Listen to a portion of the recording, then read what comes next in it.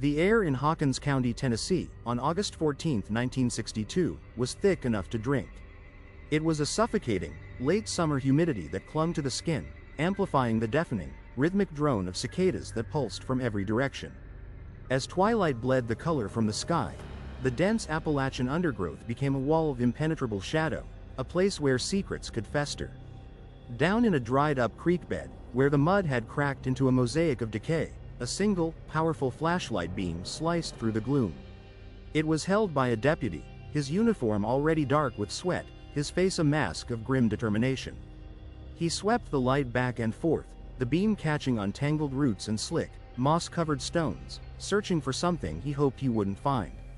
The air was heavy with the smell of damp earth and rot, a primordial scent of things long forgotten.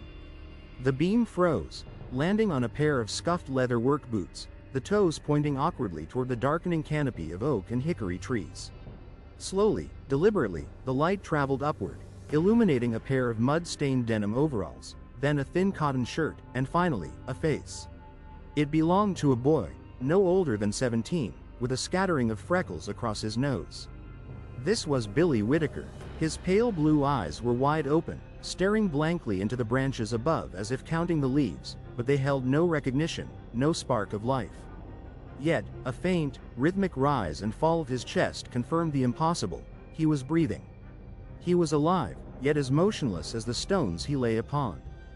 The deputy leaned closer, his own breath catching in his throat.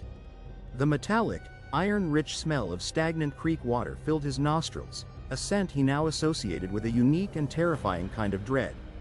This wasn't the first time. The deputy, a man who had grown up with the local folklore woven into the fabric of his life, felt a familiar chill snake down his spine, a coldness that had nothing to do with the evening temperature. Billy Whitaker was the third one. The third member of the same insular, backwoods family to be found this way in just 2 decades, struck down in their youth, their bodies turned into prisons, their minds left trapped inside. In the scattered, isolated hollows of East Tennessee, they had a name for it. It wasn't a medical condition, it was a reckoning. It was the Whitaker curse, a malevolent shadow that had haunted the bloodline for generations. The question that hung in the oppressive night air was more terrifying than any ghost story. What was this invisible force, and who would be its next victim? The morning sun did little to burn off the lingering sense of dread that had settled over Hawkins County. At his worn oak desk, Sheriff Brody Thompson stared at the preliminary incident report, its stark black and white text failing to capture the suffocating horror of the previous night. The words, unresponsive, catatonic, and no apparent physical trauma, were clinical and clean, a world away from the sight of Billy Whitaker lying in that creek bed, a living statue under a shroud of humidity and buzzing insects. Brody had known the Whitakers his entire life. He'd fished in the same creeks, knew their stubborn pride was as much a part of the landscape as the hickory trees. He also knew that his badge held limited power in the hollows, where family law often superseded state law. He picked up his keys. Paperwork wouldn't help that boy. Maybe a face-to-face conversation would, though a knot of futility was already tightening in his gut. The drive out to the Whitaker homestead was a journey through time. Paved roads gave way to gravel, then to a rutted dirt track that snaked deeper into the mountains, the canopy of trees closing in overhead like a tunnel. The air grew cooler, thick with the smell of wood smoke and damp earth. When he pulled up to the clearing, the Whitaker house stood like a silent sentinel, a simple, unpainted clapboard structure with a porch full of wary-eyed observers. Before Brody could even get out of his patrol car, the screen door creaked open and Jedediah Whitaker emerged. The family patriarch was a formidable figure, tall and gaunt, with eyes that seemed to hold the weight of 100 hard winters. He held a weathered shotgun not in a threatening way, but as if it were a natural extension of his arm. He didn't move from the porch, forcing the sheriff to approach him, a clear and immediate establishment of who held the power on this land. Brody, Jedediah's voice was gravelly, a low rumble that seemed to come from the ground itself. You got no business here. The sheriff stopped at the bottom of the porch steps, keeping his hands visible. Jedediah, I'm here about Billy. He needs a doctor. We got him to the county clinic, but you know they ain't equipped. He needs to go to Knoxville, maybe even Nashville. Let us help him. The old man's face hardened, his lips thinning into a grim line. Help? He scoffed. Your kind of help is a poison. You Flatlanders come up here with your books and your needles, thinking you know the ways of the Lord. This ain't a sickness your doctors can cut out. This is the affliction. It's our burden to bear, laid on our bloodline generations ago. You will not take another one of my family to be poked and prodded like some animal. He stood firm, a human wall between his family and the outside world. Sheriff Thompson felt a surge of frustration. He was the law, yet here he was, rendered powerless by a century of superstition and fear. This is 1962, Jedediah. There are explanations for things, medical reasons. You can't just let him lie there. Jedediah took a deliberate step forward, his shadow falling over the sheriff. I can and I will. He is my blood. The law you serve ends where my property line begins on matters of the soul. Now, you get in that car and you drive back down this mountain. Don't you come back unless you're bringing a coffin. Defeated, Brody turned and walked back to his car, the silent stares of the other Whitakers burning into his back. Hours away, in a sterile, brightly lit laboratory at Vanderbilt University, a young geneticist named Dr. Evelyn Reed would, 2 days later, idly flip through a Knoxville newspaper and find a small article about the boy the mountains had claimed, sparking an entirely different kind of fire. 200 miles away, in a brightly lit, sterile laboratory at Vanderbilt University in Nashville, Dr. Evelyn Reed folded the Knoxville newspaper and placed it on her desk. The air here smelled of antiseptic and ozone, a world away from the damp earth and decay of the Appalachian hollows. The small article, buried on page 6, was titled, "Mountain Family's Curse Strikes Again." It was short on facts and long on folklore, but the clinical details embedded within the sensationalism, a recurring, sudden-onset paralysis affecting a single bloodline, were like a siren's call to her scientific mind. Evelyn, at 28, was a rising star in the nascent field of human genetics. She saw patterns where others saw superstition. This wasn't a curse, it was a case study. It was a tragic, repeating phenomenon that almost certainly had a biological explanation, one that might be locked away in the family's very DNA. A deep, intellectual curiosity mixed with a profound sense of empathy took hold. This was a puzzle she had to solve. Armed with a hastily approved emergency research grant, Evelyn pointed her Ford Falcon east, leaving the structured, academic world of Nashville behind. The 4-hour drive was a journey across cultural lines. The interstate highway eventually dissolved into 2-lane country roads that wound through rolling hills, which in turn became the steep, imposing slopes of the Appalachian Mountains. Her first stop was the Hawkins County Sheriff's Department. She found Sheriff Brody Thompson hunched over a desk drowning in paperwork, his face a mask of weary resignation. He listened as this young, determined woman from the city spoke a language he didn't fully understand, of recessive alleles, consanguinity, and hereditary neuromuscular disorders. He had been bracing for another reporter looking for a spooky headline, but Dr. Reed offered something entirely different, a rational, scientific path forward that might, just might, be more powerful than a generations-old curse. With a cautious but tangible sense of relief, Sheriff Thompson gave her access to the meager case files he had.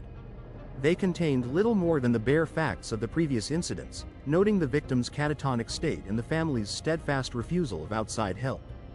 The reports from 1941 and 1953 were chillingly identical to Billy's. Armed with this official confirmation of a pattern, Evelyn drove her car up the treacherous dirt track to the Whitaker homestead. The air grew still and heavy as she pulled into the clearing. Before she could fully exit her vehicle, Jedediah Whitaker was on the porch, his posture radiating an unyielding hostility. She began her carefully prepared speech about science and a possible medical explanation, but he cut her off, his voice a low growl. "We don't need your kind of help," he said, his eyes cold and hard.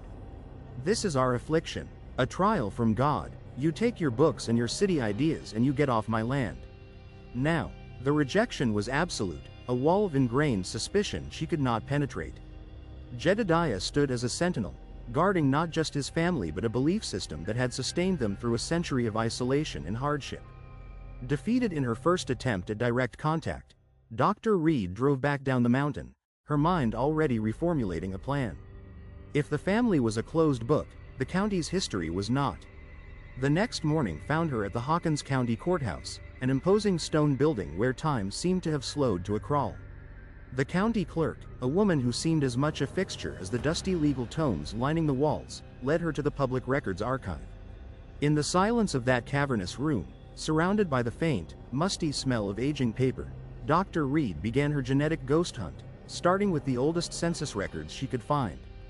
For days, she painstakingly worked her way through a century of public documents, her world shrinking to the spidery cursive of forgotten clerks. On a large roll of butcher paper spread across a long oak table, she began to construct the Whitaker family tree. She traced the lineage back to the post-Civil War era, noting the repetition of family names in the small geographic area from which they all hailed. Then, the first troubling connection appeared in a marriage ledger from 1888. The groom's name was Whitaker. The bride's maiden name was also Whitaker. It was the first of many. As she moved forward through time, the pattern became undeniable. First cousins married first cousins, who then had children that married their own first cousins. The family tree wasn't a tree at all. It was a wreath, a closed and repeating circle. The horror of the curse began to resolve into the cold, predictable mathematics of heredity. The family's insularity was its doom. The large roll of butcher paper felt like a weapon of truth in Evelyn's hands. She returned to the sheriff's office and unfurled it across the entirety of Brody Thompson's worn desk, revealing the dense, looping web of the Whitaker family tree. The ink lines connected cousins to cousins, creating circles where branches should have been. "This is it, Sheriff," she declared, her voice resonating with the pure, unadulterated excitement of scientific discovery. "It's not a curse. It's a textbook pattern of autosomal recessive inheritance. The odds of it appearing are magnified exponentially by generations of consanguinity." She tapped the paper, her finger tracing a direct line to Billy's name. "He is a minor. His guardian is withholding potentially life-saving medical care based on superstition. We have a legal and moral obligation to get a court order and have him transferred to Vanderbilt for a proper diagnosis. We can't let him waste away." A flicker of genuine hope sparked in Sheriff Thompson's weary eyes. For the first time, he saw a path through the fog of folklore. He led Dr. Reed from his office, across the courthouse square, and into the chambers of Judge Raymond Miller. The county magistrate was a man in his late 60s, a local fixture whose family had been in the region as long as the Whitakers. He listened with an air of profound skepticism as Evelyn, with all the passion of her conviction, laid out the genetic case. Judge Miller, however, didn't see a scientific breakthrough. He saw a young, educated woman from the city telling the Mountain family that their entire belief system was wrong. He viewed her detailed chart not as evidence, but as an accusation against a family he'd known his whole life, a family defined by their pride and their private suffering. Judge Miller leaned back in his leather chair, the springs groaning in protest. He removed his reading glasses and set them down with deliberate slowness. "Dr. Reed," he said, his voice a low, placid drawl that carried an unmistakable weight of authority, "I admire your diligence. But this is a family matter. Jedediah Whitaker is that boy's legal guardian, and in the eyes of the state of Tennessee, he has the right to raise that child according to his own conscience." He gestured dismissively toward the chart. "What you call science, he calls God's will. This court will not grant an order to forcibly remove a child from his home based on a theory from a Nashville university. My hands are tied." The rejection was absolute. The law, which Evelyn had assumed would be her ultimate ally, had just become her most formidable obstacle. Back in the sheriff's office, the air hung thick with the stale smell of defeat. Evelyn paced the worn linoleum floor, her mind racing, replaying the judge's condescending dismissal. The legal system, the very institution she had counted on to enforce reason, had sided with superstition. She felt a wave of despair wash over her. Billy Whitaker was a prisoner of his family's beliefs, and she was powerless to break him out. Sheriff Thompson watched her, his expression grim. He leaned forward, elbows on his desk. "The law's a funny thing in these mountains, Doctor," he said, his voice low. "Sometimes it's a shield, sometimes it's a cage. The judge ain't a bad man, he's just part of the landscape. But a court order ain't the only way to move a mountain.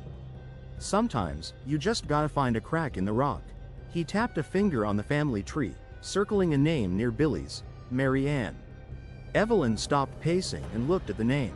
Mary Ann Whitaker, 19 years old, Billy's older sister. She remembered seeing a young woman on the porch during her first visit, her face a mask of quiet apprehension, different from the open hostility of the others. "His sister?" she asked. Brody nodded slowly. She's a bright girl. Quiet, but she sees things. I've seen the way she looks at her granddaddy, and the way she looks at that house. It ain't reverence, it's fear. The strategy shifted in that moment, from a frontal assault to a subtle infiltration. They couldn't break down the door, but maybe, just maybe, someone inside would be willing to unlock it.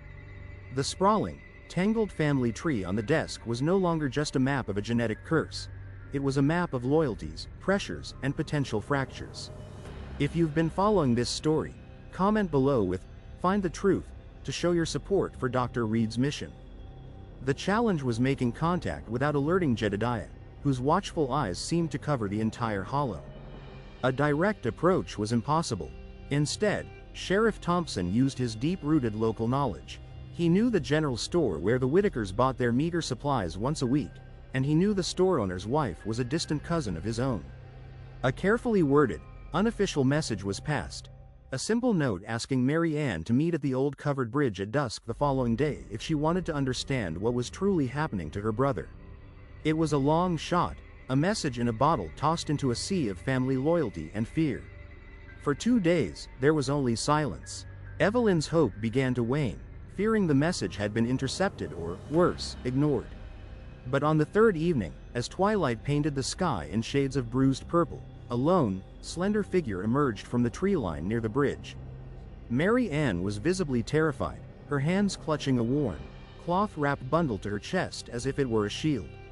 She kept glancing over her shoulder, her movements bird-like and nervous. "I can't stay long," she whispered, her voice barely audible over the chirping of crickets. "If my granddaddy knew I was here." Evelyn kept her voice calm and steady, explaining the science in the simplest terms she could manage, speaking of patterns and inheritance, not curses and sin. She showed Mary Ann the family tree, pointing out the repeating circles of marriage. The young woman's eyes widened with a dawning, horrified recognition. She finally seemed to understand. With trembling hands, she held out the bundle. "This is our family Bible," she said. "They write everything in here. Not just the births and the Marians. They write down when the affliction takes someone. It goes back generations." Back in her Spartan motel room, under the harsh glare of a single desk lamp, Evelyn carefully unwrapped the precious artifact. The leather-bound Bible was ancient, its pages brittle and yellowed with age. Inside the front and back covers, in a variety of spidery, faded scripts, was the secret history of the Whitaker family's suffering. She found entries dating back to the late 1800s. Elias took to his bed with the wasting sickness, 1891. Sarah, struck down by the family affliction, could not move but to breathe, 1922. Samuel, the affliction took him in his 16th year, 1941. It was all there, cross-referencing the names and dates with her genetic chart. The pattern was undeniable and devastatingly clear. Every single victim of the affliction was the child of a first-cousin union. The anecdotal evidence from the Bible transformed her theory into a near certainty. This wasn't just a textbook case of recessive inheritance, she was looking at the genesis of a myth. The surge of discovery was a potent drug.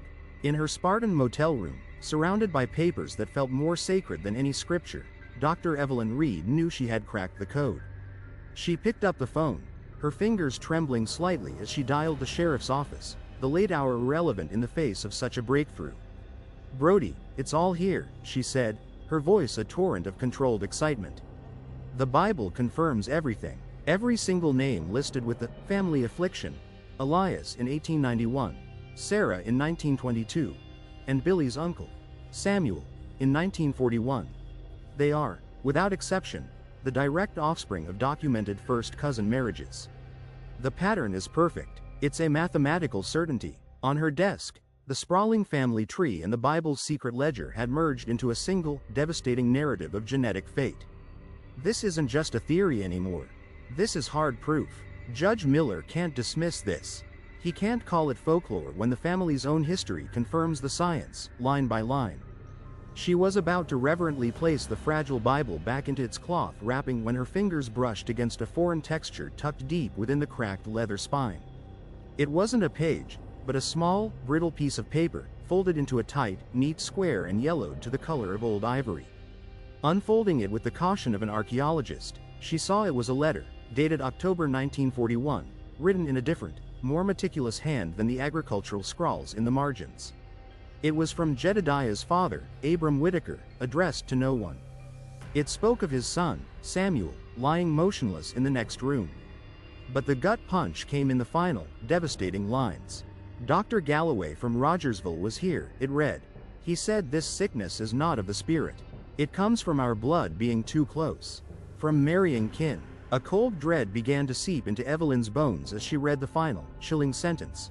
It is better the world thinks us cursed by God than shamed by our own ways. We will keep this secret. The air in the small motel room suddenly felt thin, the smell of stale cigarette smoke and antiseptic overwhelming.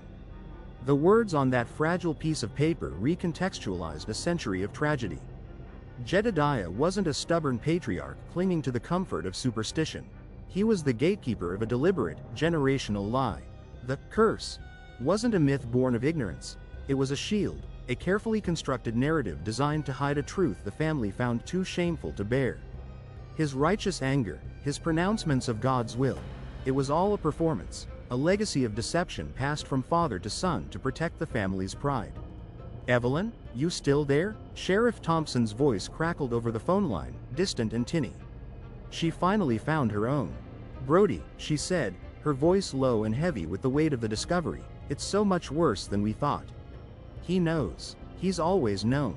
The following morning, the fragile letter and the heavy Bible sat on Sheriff Thompson's desk, an altar of truth between him and Dr. Reed. The pre-dawn light filtering through the dusty blinds seemed to illuminate the gravity of their discovery. This was no longer a mission of mercy to save a boy from ignorance. It was a confrontation with a deliberate, generational lie. He knew, Brody said, his voice a low, gravelly whisper, less a question than a final, damning verdict. His own father told him, and he chose the curse. Evelyn nodded, the scientific thrill of her discovery completely replaced by a cold, human dread. They both understood that Judge Miller would never act on this. Forcing a man to reveal a secret kept to protect his family's shame was not a legal matter. It was a personal war, and they were about to walk onto the battlefield armed with nothing but the truth. There was only one path left, a direct, final appeal to the man guarding the cage. The drive up the winding mountain road was thick with a silence more profound than any conversation. Evelyn clutched the cloth-wrapped Bible in her lap, the brittle letter tucked safely inside, its words seared into her memory. Brody's hands were tight on the steering wheel, his knuckles white. He navigated the ruts and washed out sections of the road with an autopilot familiarity, his mind clearly focused on the confrontation to come. As they neared the final turn onto the dirt track leading to the Whitaker property, the sheriff's patrol car slowed to a crawl. Blocking the entrance were two sedans with Knoxville Press credentials on their dashboards and a small cluster of men with notepads and cameras. The story, a salacious tale of mountain curses and a trapped boy, had finally bled out of the hollows. Brody let out a low curse. The one thing he feared most had happened. Their private tragedy was about to become a public spectacle, and Jedediah would see them as the ringleaders of the circus. Before Brody could even put the car in park, a reporter with a hungry look in his eyes was at the driver's side window, a microphone nearly touching the glass. "Sheriff, is it true? Is the family practicing some kind of folk ritual on that boy?" Another shouted from the side. The questions came fast and sharp, devoid of empathy, each one a vulture's peck at a raw wound. Evelyn, shielded by the car door, felt a surge of revulsion. These men weren't seeking truth, they were mining for a grotesque headline. Brody stepped out of the car, his sheer physical presence creating a small pocket of space. "This is an ongoing investigation concerning a minor," he said, his voice flat and hard, a clear warning. "You are on the verge of trespassing on private land. Back away, now." He didn't wait for an answer, instead gesturing for Evelyn to follow as he pushed through the small media scrum and started the long, tense walk up the dirt track on foot. As they emerged from the tree line into the clearing, the scene that greeted them stole the breath from their lungs. This was no simple porch-side refusal. Jedediah Whitaker stood in the center of his yard, his weathered shotgun held not aggressively, but with a grim readiness, its barrel pointed toward the ground. Positioned in a loose semicircle behind him were four of his kin, sons and nephews, each holding a hunting rifle with the same stoic, unnerving calm. They had seen the reporters at the base of the hill and had drawn the only conclusion a family this isolated and proud could. This was an invasion. They saw the sheriff and the city doctor not as allies, but as the vanguard of an outside world that had come to mock and shame them. The air, once thick with the scent of wood smoke and damp earth, now crackled with the electric tension of imminent violence. The confrontation over science and superstition had just escalated into an armed standoff. "Jedediah, put the gun down." Sheriff Thompson's voice was unnaturally calm, cutting through the tense air with the authority of a man who understood the fragile line between pride and violence. "We ain't here for a fight. We're here to talk about Billy." He took a slow, deliberate step forward, his hands open and visible. Evelyn stood slightly behind him, clutching the cloth-wrapped Bible to her chest like a shield. The other men shifted their weight, their rifles held steady, their eyes locked on their patriarch, waiting for his command. Jedediah's gaze flickered from Brody to Evelyn, then to the reporters gathered like vultures at the bottom of the hill. He saw them as a single, invading force. "You brought this circus to my home," he rasped, his voice tight with fury. "You brought this shame." Brody shook his head. "No, Jedediah, we brought answers. Let us show you. On your porch. Just you, me, and the doctor. Let us show you what's in this Bible." He gestured toward the precious object in Evelyn's hands, a symbol of their shared, complicated history. For a long, agonizing moment, nobody moved. Then, with a slow, weary sigh that seemed to carry the weight of generations, Jedediah lowered the barrel of his shotgun and gave a curt nod toward the house. The inside of the Whitaker home was dark and smelled of wood smoke, boiled cabbage, and old grief. Jedediah led them to a large, rough-hewn oak table that dominated the main room. With a gesture, he dismissed the other men, who retreated into the shadows of the house, their presence still a palpable weight. On that table, a surface scarred by a century of family meals and hard living, Dr. Reed carefully unrolled the butcher paper, its web of interconnected names stark against the dark wood. Next to it, she placed the family Bible, open to the inside cover where the family's secret history was inscribed. "This isn't a curse, Mr. Whitaker," she began, her voice steady and respectful. She pointed to the chart, then to a name in the Bible. Elias, 1891. His parents were first cousins. Sarah, 1922. Her parents were first cousins, too. She traced the lines, connecting the science to his family's own sacred text. Samuel, and now Billy. The pattern is perfect. It's not a sin. It's a seed, passed down, that only grows when the soil is too close. Jedediah stared at the chart, his face a mask of stone, before his fist came down on the table with a crack that made Evelyn flinch. "Blasphemy," he roared. "You come into my home with your city witchcraft and call my bloodline tainted." His rage filled the small room, a desperate, final defense of a lifetime's burden. But before he could continue, a quiet voice cut through his fury. "Granddaddy, please." Mary Ann stepped out of the shadows, her face pale but resolute. She walked to the table and placed a trembling hand not on the scientific chart, but on the worn leather of the Bible. "Is it blasphemy to want it to stop?" she asked, her eyes welling with tears. "I watched Uncle Samuel. I'm watching Billy. Am I next? Will my children be next?" She looked directly into the old man's eyes, her quiet question more powerful than his bellowing rage. "Please, tell the truth. It's the only thing that can set us free." The fight drained from Jedediah's face, replaced by a sorrow so profound it seemed to hollow him out from the inside. He sank into a chair, his gnarled hands covering his face. His voice, when it finally came, was a choked whisper. "My granddaddy started it, after a doctor told him the truth about his own brother. He said it was better the world think us cursed by God than shamed by our own blood. A shield, it was meant to be a shield." The confession hung in the air, the final, crushing weight of a secret kept for 100 years. The confession hung in the air, heavy and suffocating, breaking the standoff more effectively than any show of force. In the quiet that followed, the armed sons and nephews lowered their rifles, their faces a mixture of confusion and shame. The violent tension that had electrified the clearing dissolved into a somber, collective grief. Sheriff Thompson, with a new, weary authority, walked back down the dirt track and dispersed the press. His words, delivered in a low, flat tone, carried a finality that brooked no argument. The sensational story they had come for, a spooky tale of a backwoods curse, had been replaced by a private family tragedy too raw and human for headlines. That afternoon, an ambulance made its way up the mountain, this time unblocked. Billy Whitaker was transferred to Vanderbilt, where Dr. Reed's diagnosis was officially confirmed: a rare, aggressive form of spinal muscular atrophy. There was no cure in 1962, but there was care. There was a name for his suffering other than affliction. No charges were ever filed against Jedediah Whitaker. The goal had been to help the boy, and punishing a broken old man seemed less like justice and more like cruelty. The truth did not heal the Whitaker family, it fractured it. The lie, which had served as a shield against shame for generations, had also been the glue that held them together in their proud isolation.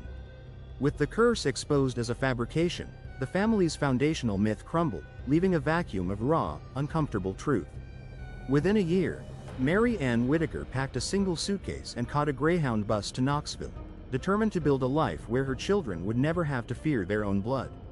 2 of her cousins followed her example, leaving the hollow for jobs in factories and cities, breaking the cycle of both geography and genetics. Jedediah lived out his remaining years on the homestead, a silent, hollowed-out figure, the weight of his father's secret and his own deception a far heavier burden than any supernatural curse. The whispers in Hawkins County changed, the fear of the devil replaced by a sadder, more human story of pride, shame, and a secret that had cost far too much. The story of the Whitaker curse became a footnote in obscure medical journals, a quiet case study in the devastating power of recessive genes amplified by generations of isolation. Dr. Evelyn Reed's work contributed to a greater understanding of hereditary neuromuscular disorders, a lasting legacy born from a family's painful secret. The case serves as a stark reminder of other isolated American families, like the famous Fugate family of Kentucky, whose unique blue skin was also a product of their closed-off world and genetic inheritance. In the end, the shadow over the Whitaker bloodline wasn't lifted by a prayer or an exorcism.